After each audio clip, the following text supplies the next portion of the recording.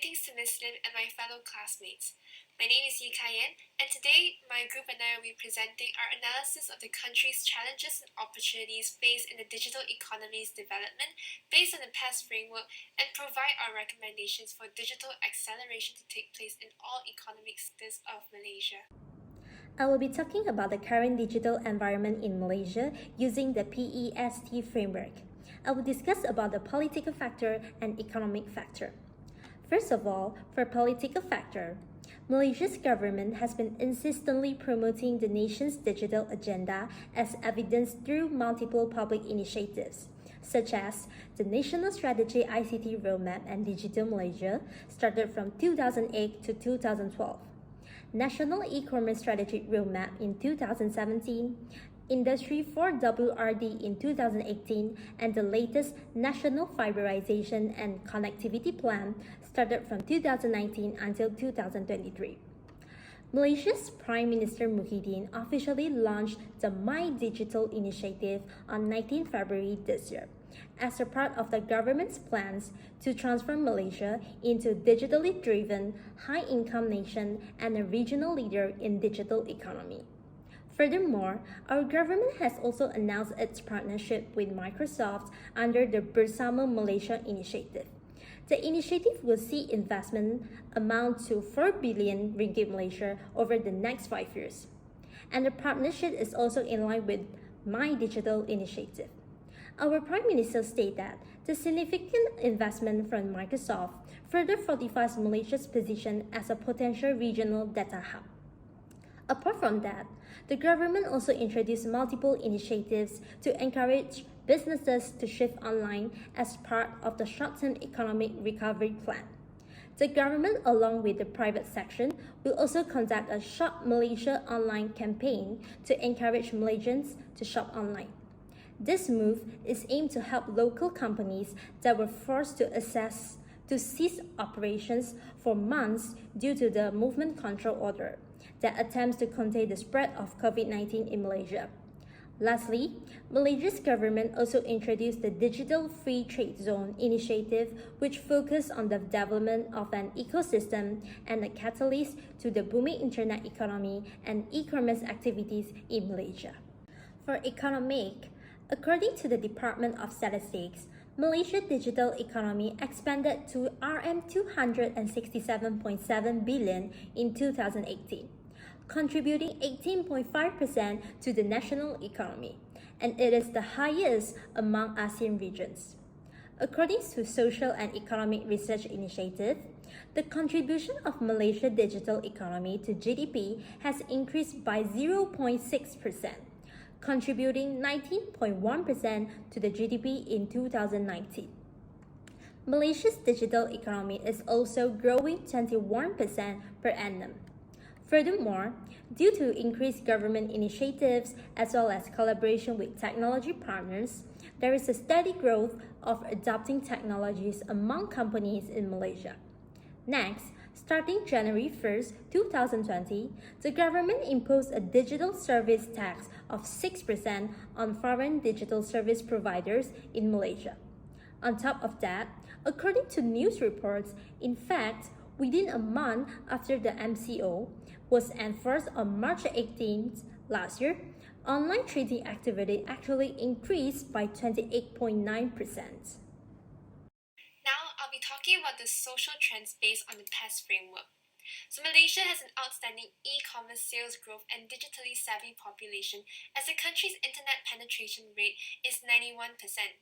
Based on the Social and Economic Research Initiative, the digital economy's contribution to the country's GDP is expected to hit 20% this year, which can be achieved as the recent COVID-19 pandemic and accompanying movement restrictions have greatly accelerated digital adoptions worldwide. As forecasted in 2019, Malaysians are consuming more online and are buying into more categories online with an average of 5 categories in 2020. This encourages businesses to embrace new methods of communication, collaboration, and decision-making as consumers rely more on e-commerce platforms to fulfill their needs from the comfort of their homes. Moving on to the technological trends, as Malaysia gears towards the IR 4.0, companies are ramping up efforts to re-evaluate their own production processes and business model in order to speed up their recovery from the pandemic and keep up with fast-moving trends. This includes, as Mr. Tay mentioned in the interview, investing in technologies to enhance the company's operations, such as the Enterprise Resource Planning (ERP). But despite the urgency for digitalization, 6 out of 10 companies are still at the basic digitalization stage due to the barriers faced. This shows that the country is still in the early stages of digitalization. Thank you, Rachel. My name is Cheryl, and now I'd like to continue by talking about some of the major challenges faced by firms as they attempt to digitalize in Malaysia. First of all, the inefficiency of the logistics sector is one of the major challenges to firms as they attempt to digitalize. Ever since the establishment of Movement Control Order by the Malaysian government, Malaysians' demand for online shopping has since then risen. However, logistic firms in Malaysia were not prepared to meet those high demand as they did not have enough resources to cater to those needs. This eventually causes bad overall online experience, leading consumers to be hesitant towards purchasing online again. Furthermore, the SOP restrictions by the Malaysian government has also caused working hours to be reduced. This eventually caused to delays to deliveries as logistic firms do not have enough manpower to deliver those parcels given the limited time. Next, shortage of professionals is one of the major challenges. This is because the IT sector in Malaysia is rather small as compared to other sectors in Malaysia. With that, the cost of hiring IT professionals become higher and causing firms to be reluctant to hire IT professionals as the cost will be really high to bear. This is especially hard for smaller firms as their financial capabilities are not as strong as bigger firms. Even though Malaysia has the capability to be better in the digital economy, the lack of IT professionals and professionals in this field is one of the factors that is challenging this transformation. Lastly, the issue on consumers' trust as well as preference is also a major challenge to digitalization. Given that online shopping does not require human touch and physical interactions, some consumers may hesitate whether they can trust the seller or not. The fear of meeting unreliable and untrustable seller is one of the main reasons to which why consumers are holding back from shopping online. Some consumers also prefer to shop in brick and mortar as they will be able to touch, see, and experience the whole shopping experience physically. Most importantly, consumers will be able to bring back their purchased goods immediately after purchase. As compared to purchasing online, consumers may have to work for a few days in order for the goods to arrive. Thus, the inefficiency of the logistic industry, shortage of professionals, and consumers' trust and preference are the three main challenges to digital economy. Hi, my name is Safiana, and I will be talking about the opportunities. So, despite all the challenges faced during the COVID-19 situation, it creates opportunities for businesses. There are three opportunities for businesses that we will be discussing. First is to keep their customers. In fact, many businesses gain less income and to avoid the cost, they need to close down their store. By opening an online shop, businesses are able to keep gain income during the COVID-19 situation. Many Malaysians buy things online, which means that there is a great number of customers. This caused many businesses to change their view to sell online in order to gain income during the COVID-19 situation.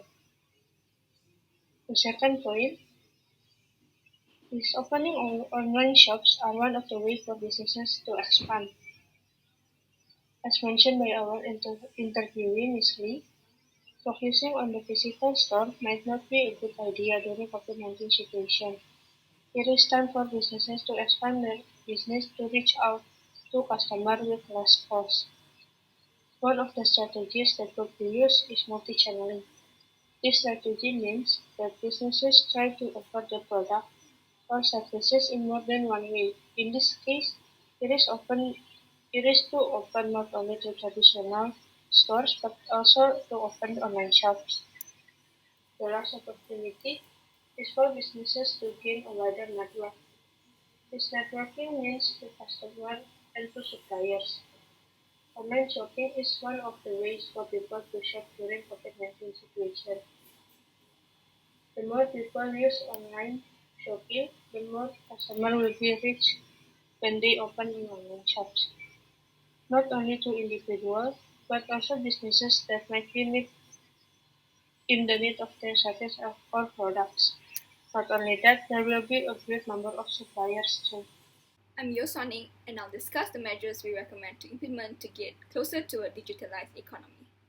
When discussing recommendations on how to draw near to a digitalized economy, the cooperation of various parties is required. As an example, the government is advised to sponsor government and private schools so that digital related campaigns can be organized as curricular or co curricular activities. Entrepreneurial mindsets can be nurtured at a young age by conducting these activities every month or every 2 months.